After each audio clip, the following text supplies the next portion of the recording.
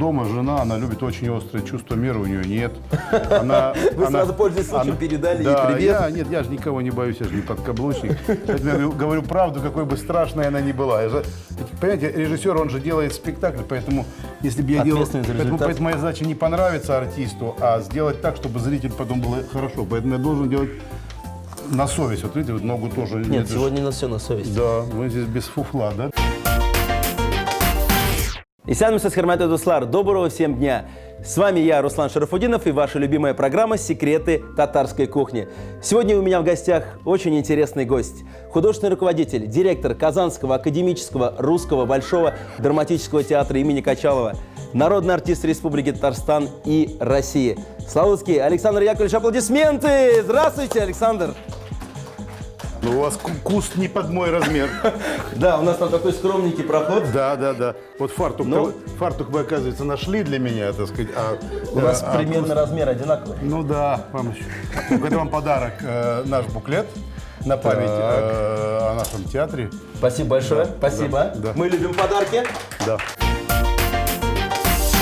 Славутский Александр Яковлевич, заслуженный деятель искусств России, народный артист России, народный артист Республики Татарстан. Родился в 1947 году в городе Челябинск. Закончил профессиональную студию при Челябинском драматическом театре имени Цвиллинга. Режиссерский факультет Высшего театрального училища имени Щукина. Курск Захавы. Высшие театральные курсы при ГИТИСе. Работал режиссером в театрах городов Новокузнецка, Челябинска, Читы, Ростова-на-Дону. С 1994 года главный режиссер, а с 2007 года художественный руководитель, директор Казанского академического русского большого драматического театра имени Качалова. Лауреат Государственной премии Республики Татарстан имени Габдуллы Тукая за спектакль «Скрипач на крыше». Лауреат премии правительства России имени Волкова за вклад в развитие театрального искусства Российской Федерации. Награжден орденом Дружбы народов. Ну, а самым главным подарком, Александр Яковлевич, я думаю, будет ваше оригинальное блюдо. Ну, оно не оригинальное. Это баранья нога. Вот она. Да, баранья нога, которую мы будем запекать в духовке. Значит, я научился этому, поскольку родина у меня Челябинск, я родился на Урале, а он такой многонациональный Урал. Значит, вот меня в молодости научили готовить эту ногу, а потом я научил свою жену.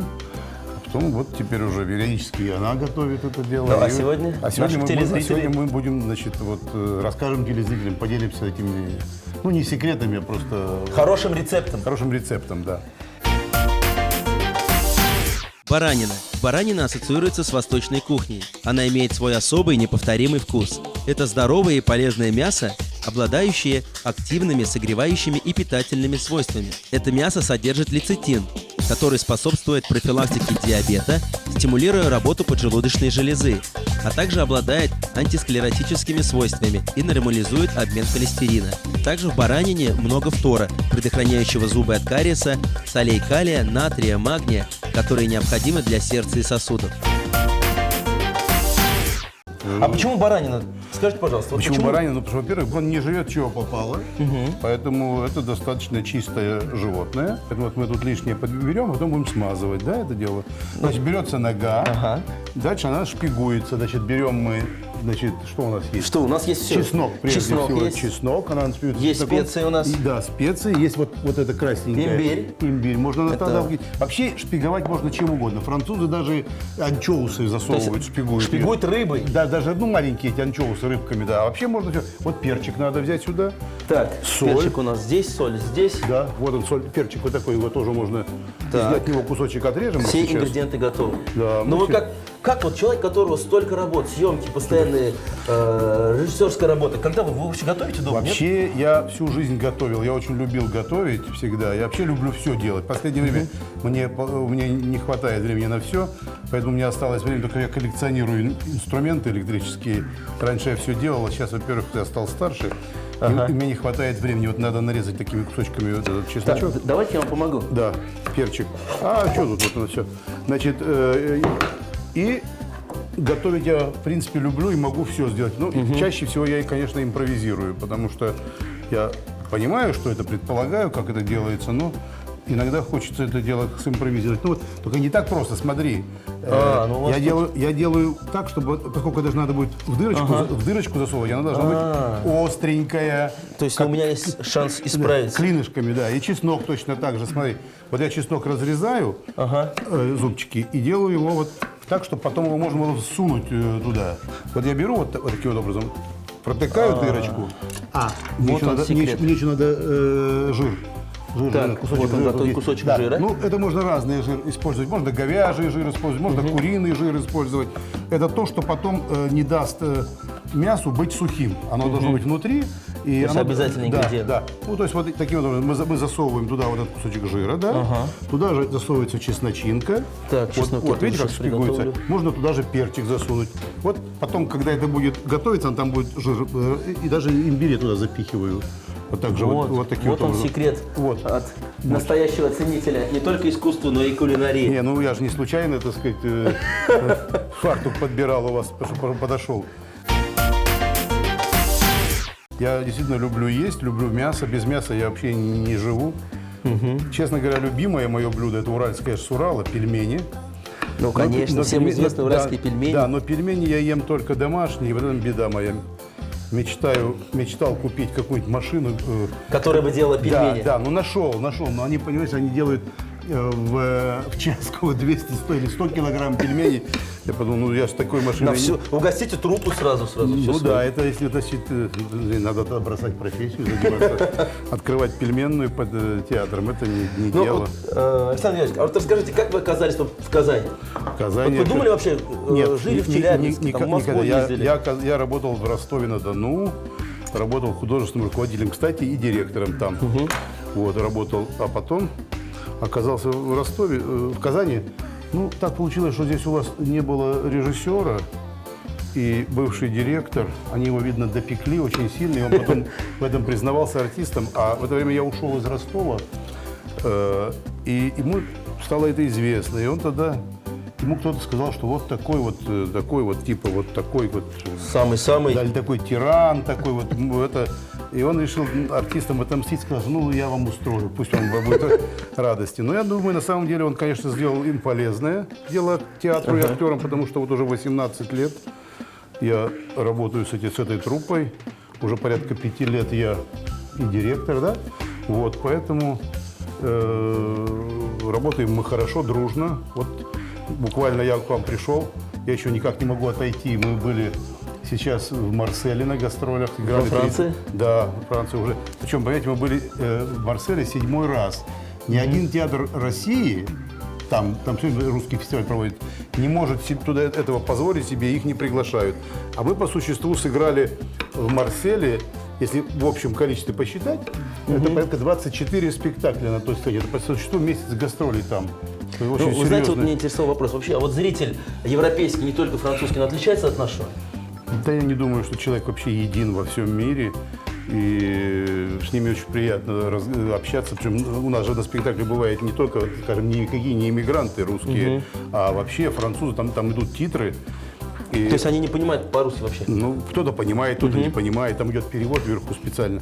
Причем, если мы первый раз, когда приехали, бывший министр культуры тогда был с нами, он долго объяснял им, чем отличается Татарстан от Казахстана. Кстати, действительно все путают, когда говорят Татарстан за А вот границей. теперь, когда мы приезжаем, нам кричат «Браво, Казань!».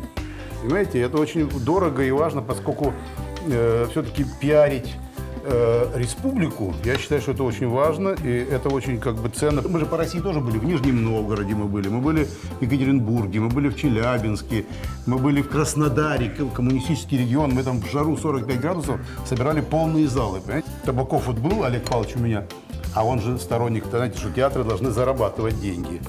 И я ему сказал, он говорит, сколько вы зарабатываете? Я говорю, ну, скажем, 42, по-моему, процента наших расходов мы зарабатываем сами, да. Он мне написал на нашей общей фотографии, говорит, с уважением к 43%. Но это действительно серьезно. Больше нас не зарабатывает, я думаю, что в театрах никто. Так, мы... Вот нашпиговали. Нашпиговали. Да. Вернее, я только помогал своим чутким взглядом. Не, ну видишь, я же привык по-настоящему все делать. Я же тут Я же не артист, поэтому я был артистом. Мне не очень это понравилась профессия, поэтому... Так, мы берем соль. Давай, так. Сейчас мы должны ее посыпать. Вот хорошо, что крупная соль, она хорошо натираем ее всю. Вообще, кстати, я вот и дома у меня мы не производим вот эту мелкую соль. Нет, которая, это вот самая хорошая. лучшая соль, вот Конечно, настоящая, она- йодированная. Да. Наверное, посыпать перец надо. Так, это Так, вот у нас вот специальная. Ну, можно... Да, специи с Есть, перчиком даже сразу. бывает продаются вот ароматные эти ароматные травы специально, целые бывают наборчики таких мельничках. Вот я ими обычно пользуюсь, но в принципе можно посыпать все. Да, Да. Она не горькая же, она же такая не сильно. Ну, вы вот когда- Но это делается от того, кто как любит. Ну, это понимаете? понятно, естественно. Ну, у меня вот, например, дома жена, она любит очень острое чувство меры, у нее нет. Она, Вы сразу, пользуясь случаем, передали ей да, привет. я же никого не боюсь, я же не подкаблучник. Поэтому я говорю правду, какой бы страшной она ни была. Понимаете, режиссер, он же делает спектакль, поэтому если бы я делал... Ответственный за результат. Поэтому моя задача не понравиться артисту, а сделать так, чтобы зритель потом было хорошо. Поэтому я должен делать на совесть. Вот видите, вот ногу тоже... Нет, это ж- сегодня у нас все на совести. Да, мы здесь без фуфла, да? Я вот хотел спросить, а когда вы с кухней татарской столкнулись, как вы? Понравился? Ну? Как же. Первое, что я научился есть конину. Я с восторгом ем конину. Меня президентом мы летели в самолете с Золотой Маски. И нарезали конину. Это замечательно. А сейчас я люблю эту на ребрышки, как называется, агыс. Ну, в общем, на ребре конина. Очень вкусная конина.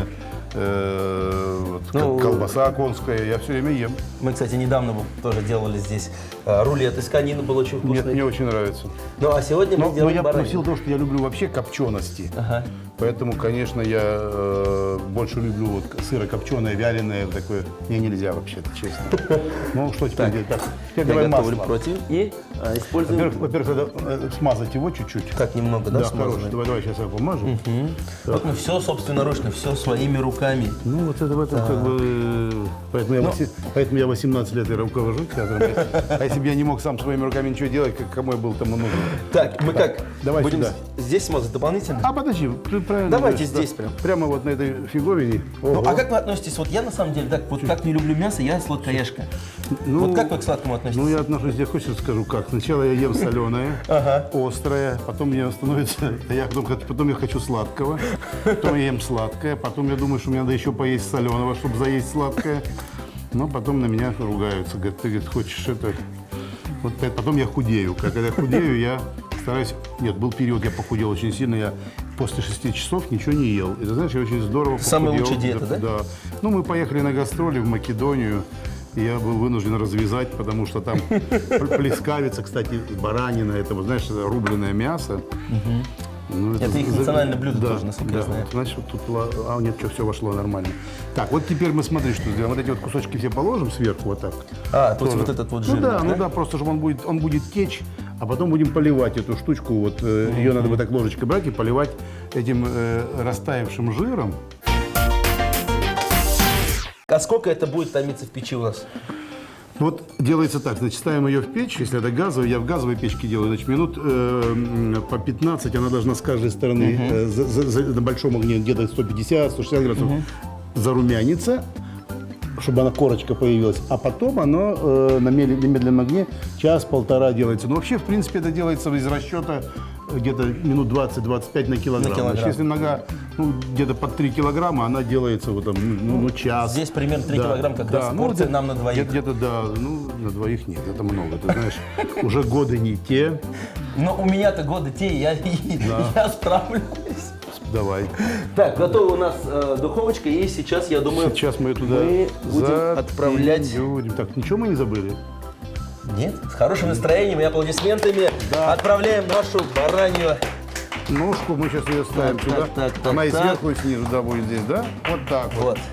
Вот. Ну вот пока нога-то делается, мы должны что-то еще приготовить, да? Если уже обед, так обед полный. Ну да, вот второе блюдо у нас будет баранина. А, здесь мы поставили куриный бульон Ну, это заранее. хорошо. Но это уже, так сказать, на целую... Но хватит на всех нам точно. Да. Куриная шулпа. Значительное место среди блюд татарской кулинарии занимают бульоны, шулпа и супы. Ни один праздничный стол у татар не обходится без шулпы. Питательность, вкусовые качества, аромат и цвет бульона зависят от того, насколько умело он приготовлен и какие продукты использованы. А для вкусного бульона необходимо правильно выбрать курицу. Сегодня мы готовим классическую куриную шулпу.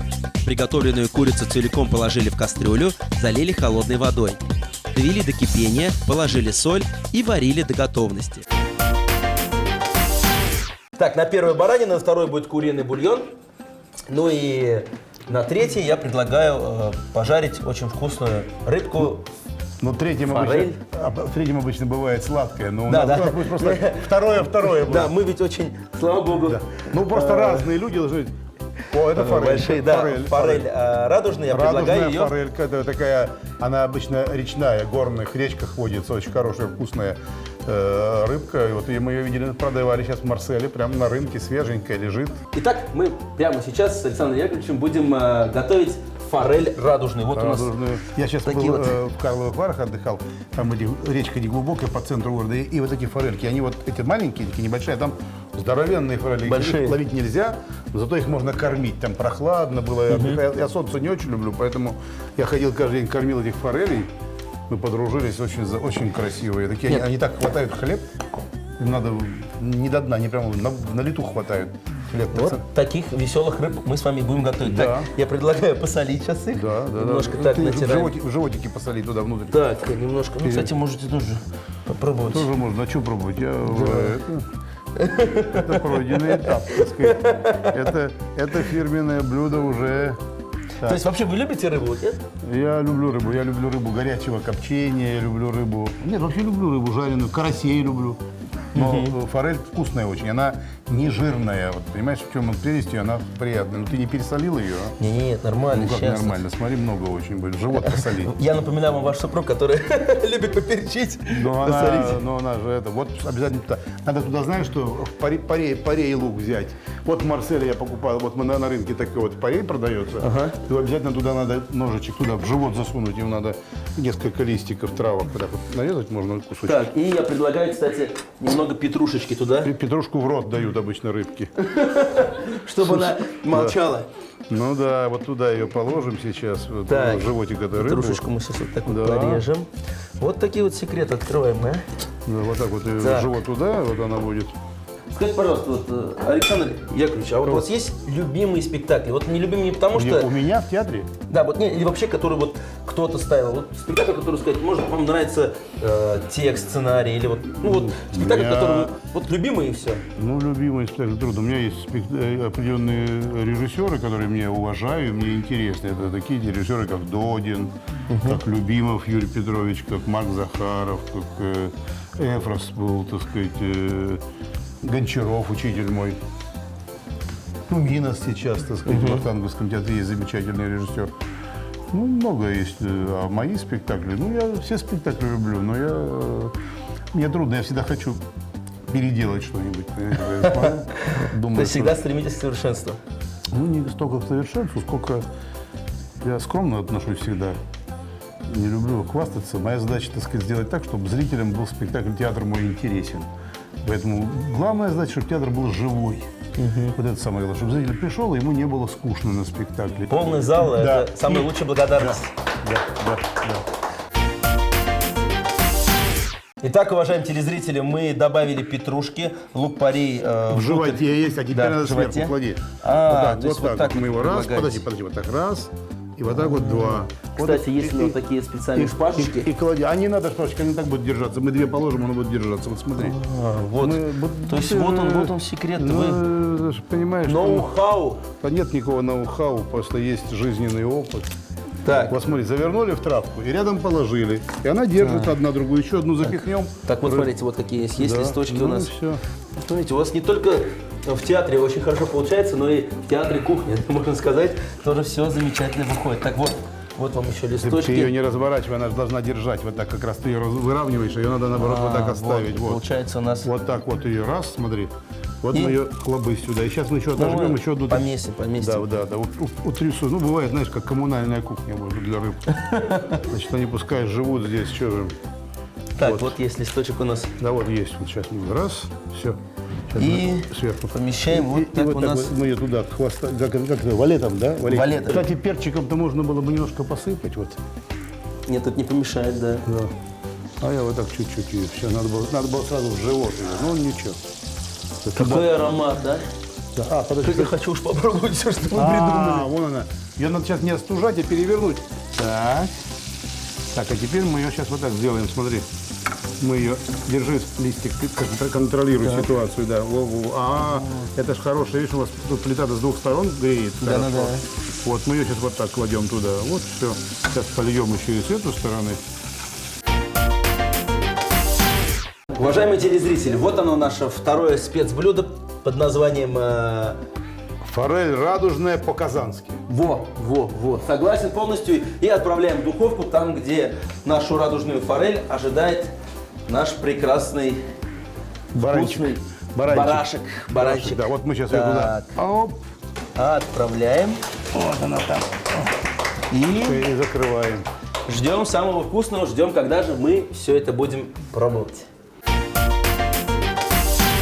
Уважаемые телезрители, мы с известным нашим гостем, народным артистом России, Республики Татарстан, Славутским Александром Яковлевичем приготовили целых 3 блюда. Это прекрасная рыба, бульончик Да. и самое, я уверен, вкусное и интересное баранина. Вот такой вот у нас получился, фаршированная получилась баранина. Но не будем дискриминировать ни форель, ни курицу. Но, тем не менее, баранина... Тем более да. такой кусочек. Да, сейчас мы его нарезаем. Вот так, смотрите, так придерживая. Ага, так. Потому что вот это сверху, она же с перчиком совсем вот это Ах, самое. какая красота получилась. Где аплодисменты, друзья? Вот он. Такой аромат абау. Вот видишь, А какие вот кусочки? видишь внутри что? Внутри как раз вот эти все травки, которые мы туда засовывали ей в живот. Вот они здесь все Какая лежат. красота. Ну, Так, вот так, смотрите, так, давайте половину ноги мы, вот, ну, часть верхнюю сделали, вот уже можно пробовать сейчас. Запеченная баранья нога. Баранью ногу нашпиговать кусочками чеснока, сладкого перца, жира и маринованным корнем имбиря. Тщательно натереть солью, специями, выложить подготовленную баранину на противень, смазанный растительным маслом. Запекать в духовке 2-2,5 часа, переворачивая и поливая жиром. Итак, Хурмат Дуслар, уважаемые телезрители, посмотрите, как вкусно поедает баранину Александр Яковлевич. Что я могу сказать? Я могу только сам лично попробовать. Итак, Попробуй это, потом это. бисмиллях рахман. Аромат чеснока. Имбирь. Очень вкусно, сладко сочетаются. Можно сразу запить бульончиком, который мы приготовили. Да. Ну и самое главное, мне хочется попробовать нашу рыбку, которую мы вот так вот красиво спрятали Попробуй. нашей оригинальной одежки. Так, ну можно руками, мы же. Так. Ну, Ну, сейчас берем руками, попробуем. рыбка готова. Да. Рыбка очень, кстати, получилась сочная. Много не ешь. Много не... Дожарить надо. Нет, на самом деле все получилось. Бульончик замечательный, как всегда. Я, как человек, который любит бульон, замечательно получилась рыбка. Ну, а, уважаемые телезрители, я прям покажу вам. Ну, вот эта красота. Это стоило того, чтобы ждать 2 часа.